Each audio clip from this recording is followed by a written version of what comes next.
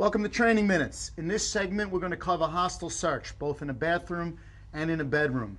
Firefighters have to understand that searches on the interior always start with operations on the exterior, meaning a proper size up. Where's the fire? How can it get me? In addition, knowledge of building construction. If you don't know building construction, you don't belong playing the game inside the building. You have to know your building construction. That will help to clue you in as to how the fire is going to spread in the building.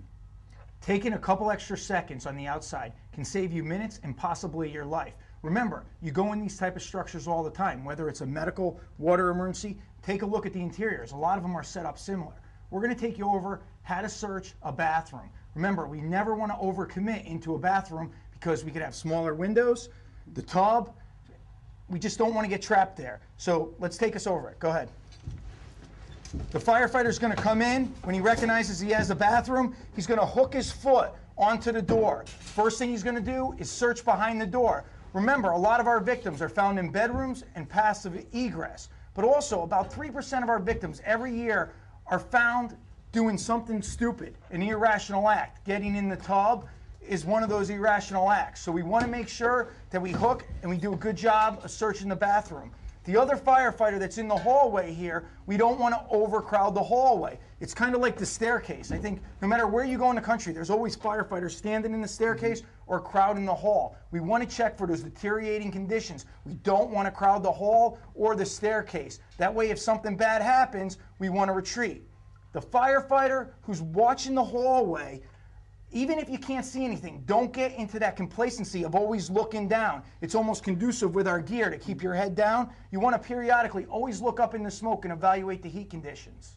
Remember that your foot on that doorway is just like operating a lifeline. Your foot is the lifeline to the exterior of that area. So you're never really putting your full body inside that area. So your foot will act as that lifeline, get you out of that area. Let's go take a look at how we would conduct a hostile search in a fire room. When searching a fire apartment or the fire room, especially if you don't have a hose line, you're on the truck or the rescue, you're only left with the water can. We're going to come up to the fire apartment, we're going to check the door for heat. We're going to slow down these operations for instructional purposes, but this is going to be a hostile search. It's going to be really quick because this is the fire apartment. When the firefighter gets here, he's going to take that quick second and look below the smoke to see if he can see a victim. He's going to hook his foot, he's going to reach in with his tool, and he's going to do a quick sweep. Remember, we were taught by Vincent Dunn, the point of no return is 5 feet. Firefighter in the back is going to be the can man. His job is basically to control the door, protect the firefighter that's inside the room, and utilize the can if needed.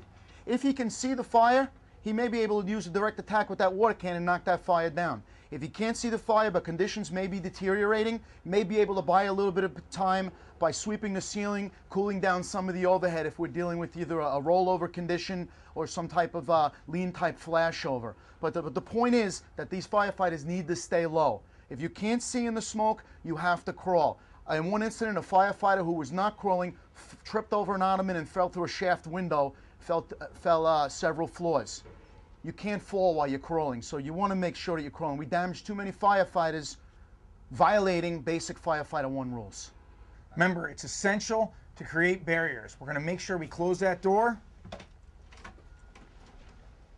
This is going to allow the engine company to make a nice clean stretch up to the fire room. In this segment, we covered hostile search of both bathroom and a fire room, in this case, a bedroom. Remember, wear your gear properly. It's what's going to get you in and out of the building. No firefighter is tougher than a fire. No firefighter is tougher than a building that's going to fall down on top of them. We need to ensure that our safety measures are always in place in order to survive the hostile environment. Remember, your personal protective clothing is key here. Make sure you wear it. We'd like to thank our sponsor, Globe, for their dedication to firefighter safety and survival.